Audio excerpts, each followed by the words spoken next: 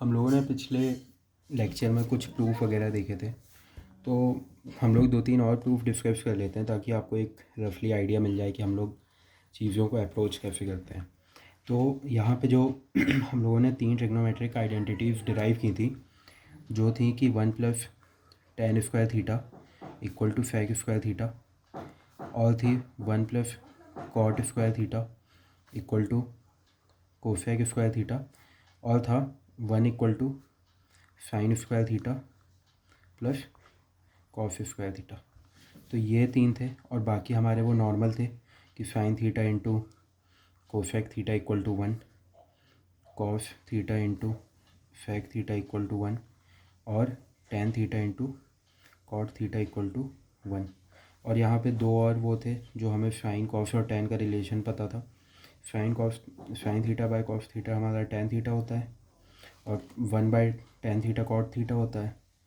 तो इसको रेसिप्रोकल कर दो दोनों तरफ को, तो ये cos theta by sine theta हो जाएगा, और 1/tan थीटा मतलब कॉट थीटा। तो ये हमारा इन्हीं चीज़ों को हमें यूज़ करके बेसिकली करना है।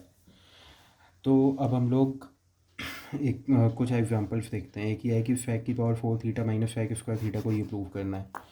तो एक तो यार वो अप्रोच है कि आप हर एक को साइन और कॉस के टर्म्स में वो कर लो। तो जब आपको प्रॉब्लम ज़्यादा टफ लगे तो आप उसको उस अप्रोच से कर सकते हो। नहीं तो ये वाली अब प्रॉब्लम है, तो हमें ये पता है कि sec और tan में कुछ यहाँ पे इस टाइप का वो रिलेशन होता है। तो अब हम लोग इसको फिर से उसी तरीके से देखते हैं कि कैसे सॉल्व किया जाए। तो sec स्क्वायर थीटा और sec की पावर 4 थीटा है।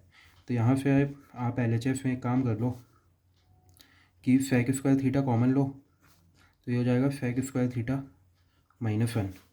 ठीक है, तो sec स्क्वायर थीटा -1 मतलब 1 + tan square theta equal to sec square theta होता है। 1 वहाँ गया तो माइनस हो जाएगा, तो ये इसकी वैल्यू हो गई tan स्क्वायर थीटा।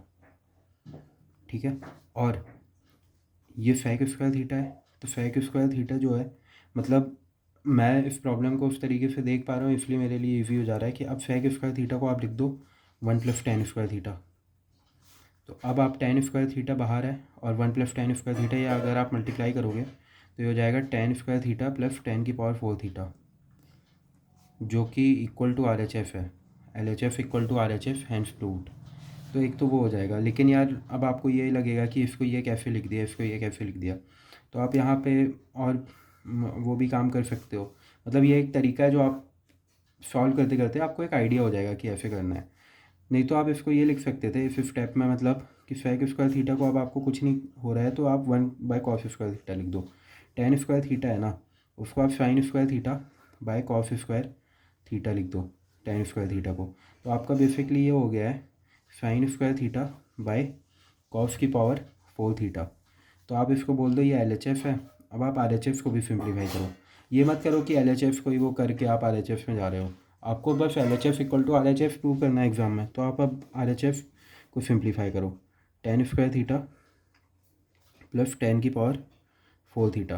तो एक काम करो, tan स्क्वायर थीटा को आप लिख दो sin square theta by cos square theta, plus ये हो जाएगा sin की पावर 4 थीटा बाय cos की पावर 4 थीटा।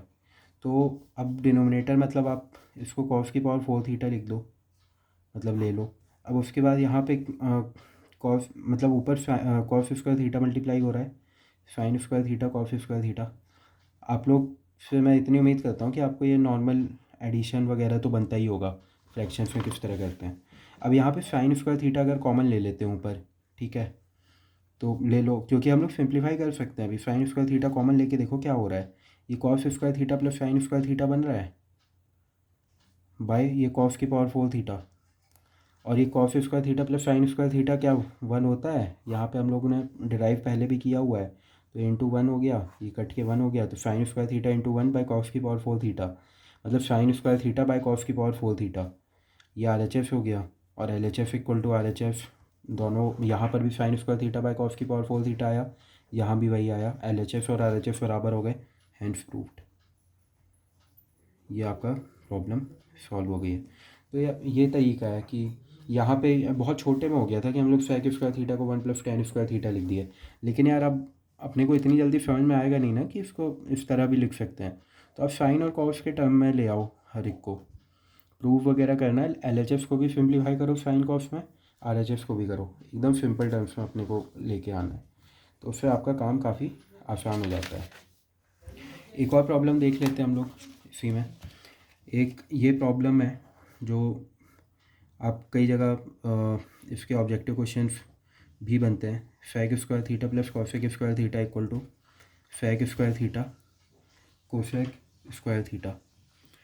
तो यहाँ पर भी वही सिंपल वो है कि यार अब सेक कॉसेक के टर्म्स में ना अपन सोच नहीं पाते कि ये क्या चल रहा है क्या नहीं चल रहा है, तो इसको साइन और कॉस में लिख दो। सेक स्क्वायर थीटा क्या हो जाएगा, 1 बाय कॉस स्क्वायर थीटा होगा, और कॉसेक स्क्वायर थीटा क्या होगा, 1 बाय साइन स्क्वायर थीटा होगा।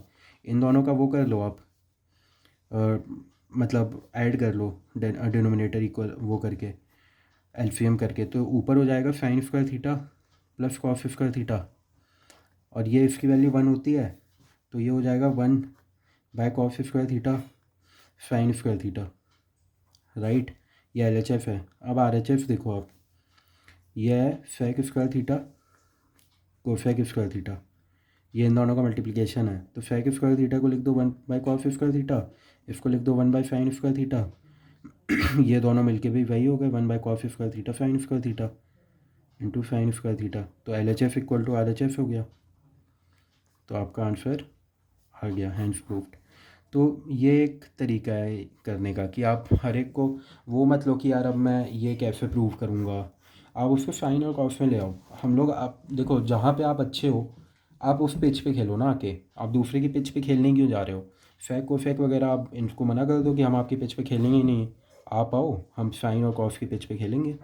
साइन और कॉस में हम सोच पाते हैं तो हम यहीं पे खेलेंगे, नहीं तो ज़्यादा से ज़्यादा 10 में। तो प्रूफ वगैरह ये फिर काफ़ी इजी हो जाते हैं। अगर आप ये प्रॉब्लम देख के आप फिर ये सोचने लगोगे कि यार ये क्या चल रहा है, ये कैसे होगा नॉल, तो सिंपल है कि उसको सिंप्लीफाई कॉस और साइन के टर्म्स में ले आओ हर एक को। तो जितने भी प्रूफ हैं आपकी क्लास 10th की NCERT में दिए हैं या कोई और बुक में, तो वो सारे प्रूफ इसी मेथड से आप कर सकते हो। और ये प्रैक्टिस की ज़रूरत है, आपको प्रैक्टिस तो करनी ही पड़ेगी, नहीं तो आप जितना भी चाहे वीडियो देख लो कुछ कर लो, लेकिन एट द एंड आपको प्रैक्टिस ही करना है, क्योंकि एग्ज़ाम में आएगा और फिर आपसे बनेगा नहीं वो। प्रैक्टिस करो, हाथ खुलता है आपका प्रैक्टिस करने से। चलिए ठीक है, हैव अ गुड डे।